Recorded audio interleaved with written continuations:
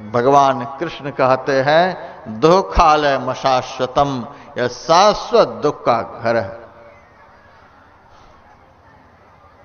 कल शाम में मैंने कठोर वचनों में सुनाया था,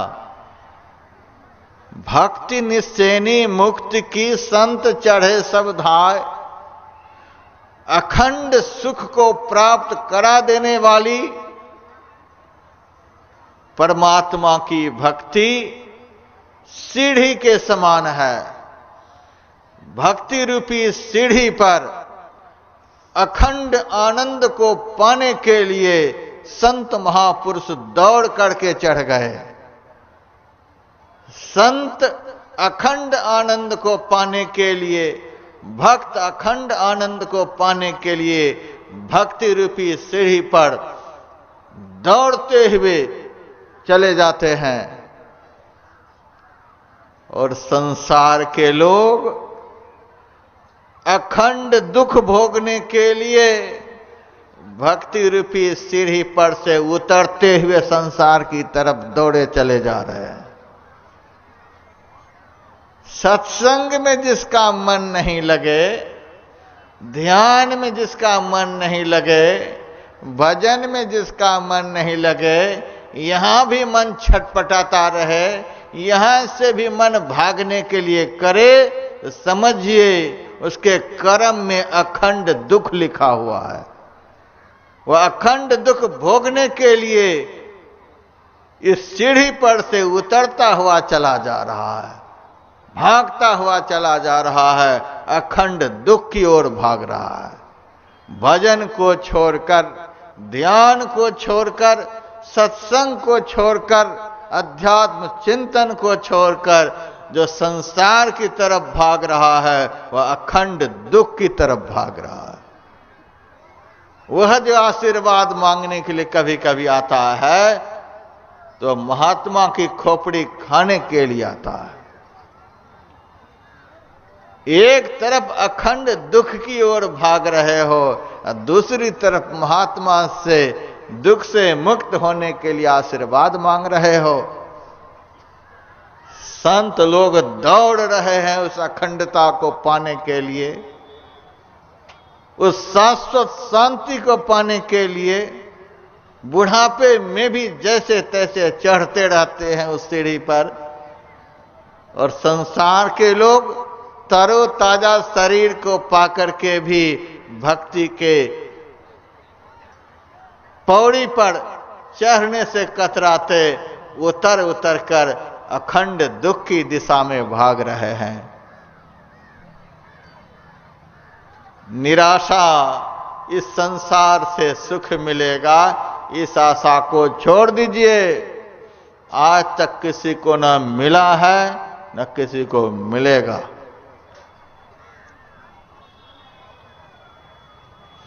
कोई ऐसा दुख नहीं जो इस संसार में नहीं हो, कोई ऐसा आनंद नहीं जो परमात्मा में नहीं।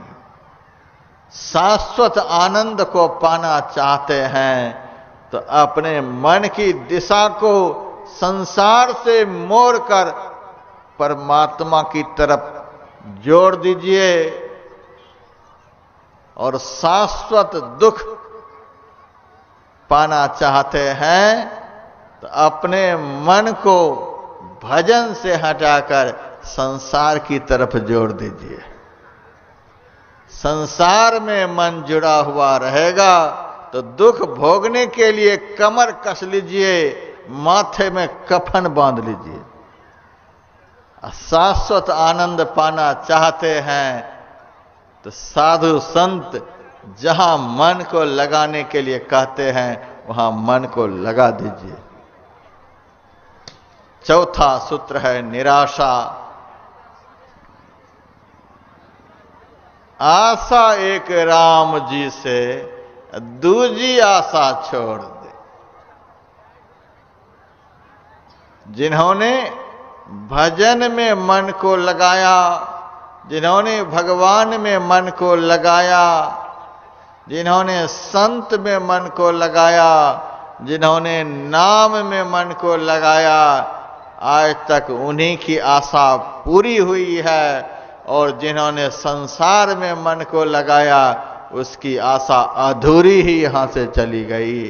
अंत काल में पश्चाताप के अलावा कुछ भी हाथ नहीं लगा है। निराशा, यह चौथा सूत्र है। कर्णावरोधः, इंद्रियों की चंचलता को शांत करने में, इंद्रियों को स्थिर करने में, इंद्रियों को निग्रह करने में जिनको आनंद आता है,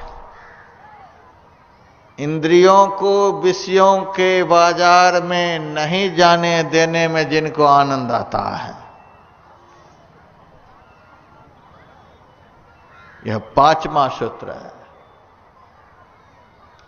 मुनेः रसो संयमनं सडेते, अच्छा हो विकारों को समाप्त करने में जिनको आनंद आता है, विकार को बढ़ने देने में आनंद जिनको नहीं आता, विकार को खत्म कर देने में जिनको आनंद आता है, ये छहों सूत्रों को जिन्होंने अपने जीवन में धारण कर लिया, चित्त प्रसादम जनयंत शीघ्रम, उनको तत्काल चित्त में आनंद प्राप्त होगा, मन को आनंद प्राप्त होगा, भजन में आनंद प्राप्त होगा। यह रास्ता बड़ा सुलभ, आप बैठे बैठे, चलते हुए, खाते हुए, किसी भी तरह से इस रास्ते पर चल सकते हैं। इसीलिए भगवान ने कहा यह सुलभ है, और दूसरा शब्द का प्रयोग है सुखद। बड़ा सुखमय यह रास्ता है। नहीं कल्याण कृत कश्चित दुर्गतिं तात गच्छति, यह कल्याण का मार्ग, यह भक्ति का मार्ग, कल्याण का मार्ग।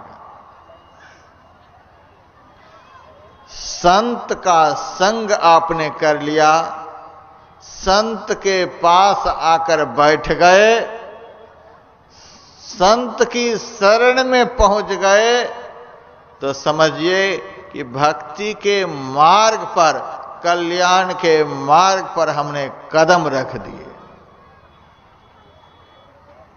और संत महापुरुष जो कहते हैं उसको आप परम प्रेम से सुनते हैं, बहुत श्रद्धा के साथ सुनते हैं,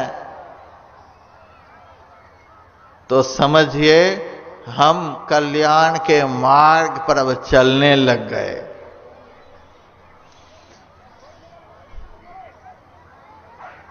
जिस सद्गुरु ने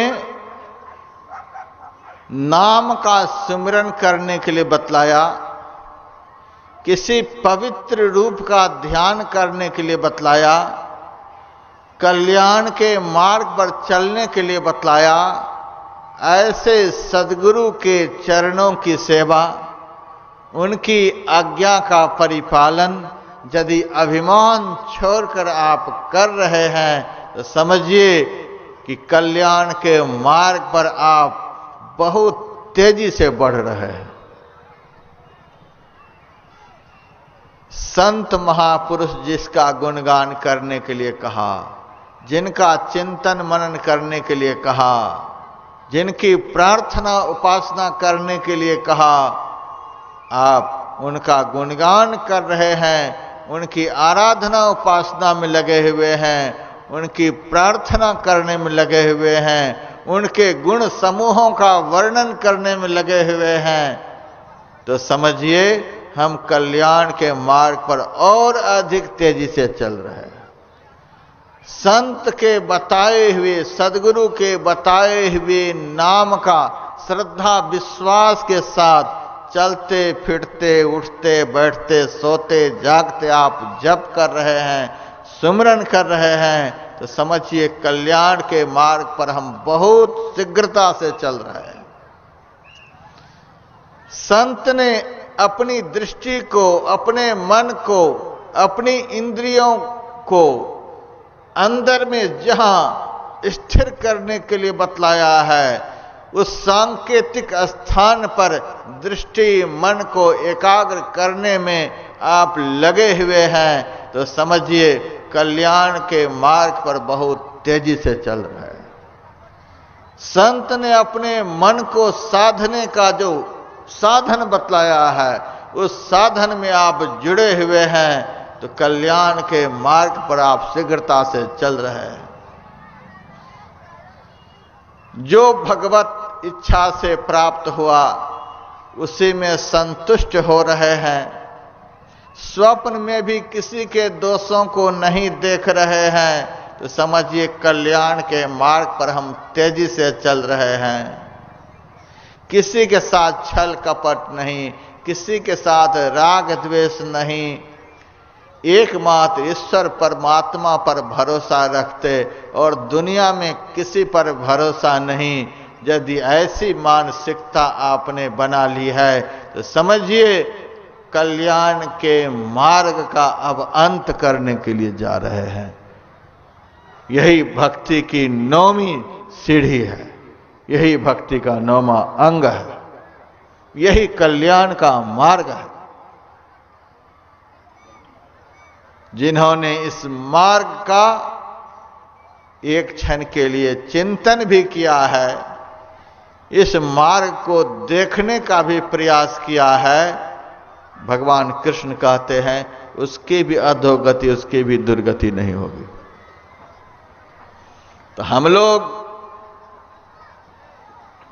जितने भी संसार में हैं, हम मानव को कौन कहे, परमात्मीय सृष्टि में जितने भी प्राणी हैं, कोई भी दुख नहीं चाहते, कोई भी क्लेश नहीं चाहते, कोई भी विपत्ति नहीं चाहते, कोई भी संकट में पड़ना नहीं चाहते। नहीं चाहते हुए भी ये सब होते ही रहते हैं। इसका कारण क्या है? इसका कारण यही है कि हमारे अंदर में पाप भरा हुआ है।